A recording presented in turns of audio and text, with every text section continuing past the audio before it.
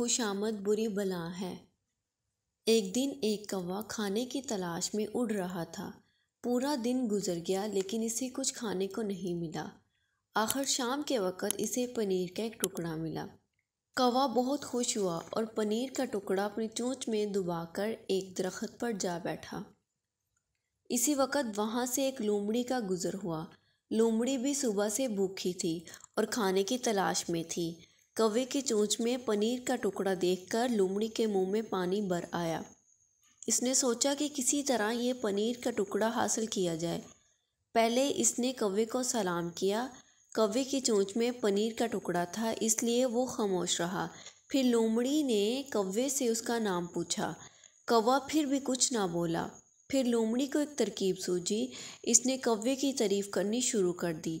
भाई कौवे, तुम्हारे पर कितने खूबसूरत हैं, तुम्हारी आंखें कितनी चमकदार हैं और सुना है तुम्हारी आवाज़ बहुत सुरीली है। मुझे अपनी प्यारी आवाज़ में गाना तो सुना दो।